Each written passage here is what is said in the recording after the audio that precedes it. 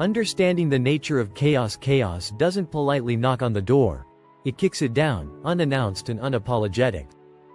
It tears through meticulously planned lives, shaking even the most unshakable foundations. In its wake, people often find themselves grappling with questions they never thought they'd have to answer. The truth is, life is unpredictable, and chaos is inevitable.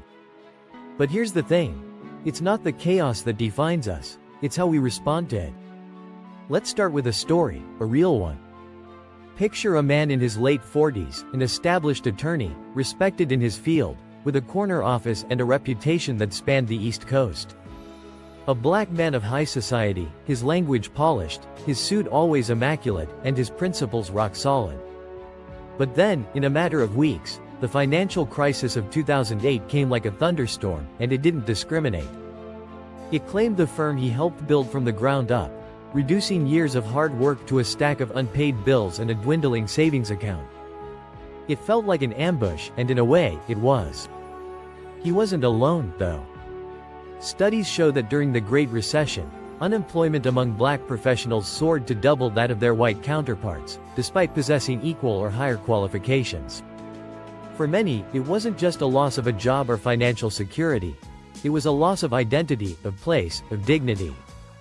When chaos barges in, it demands that we find a new way to stand.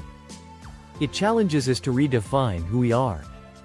The first step in embracing the unknown is to understand that chaos is part of the human condition, especially in a world where progress and disruption are two sides of the same coin.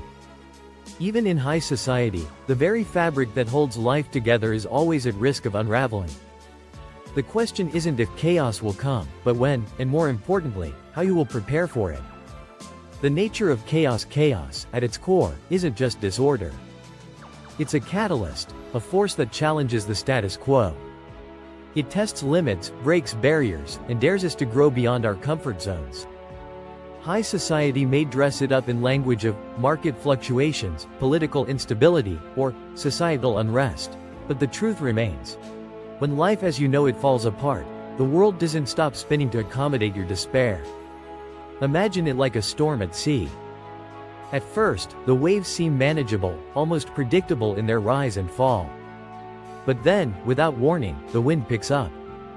The waves grow higher, more ferocious, and soon you're no longer just sailing, you're fighting to stay afloat.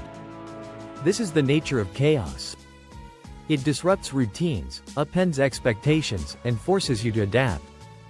Yet, just as a storm can clear the air and reveal a breathtaking sunset, chaos has the potential to bring about transformation.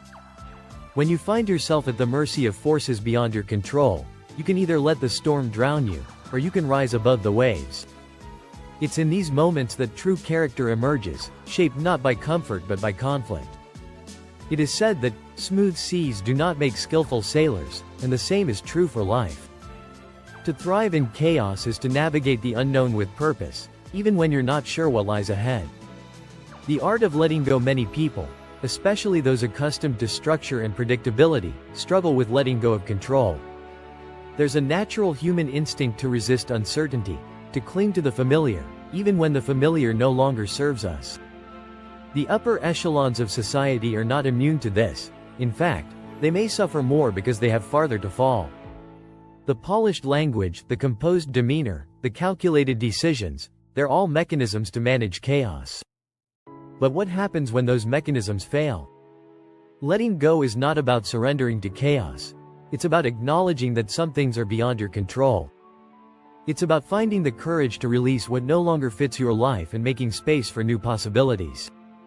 It's like the seasoned jazz musician who, in the midst of a live performance, hears a wrong note. Instead of freezing, he improvises, turning that mistake into a melody. He doesn't fight the unknown. He embraces it, using it to create something beautiful.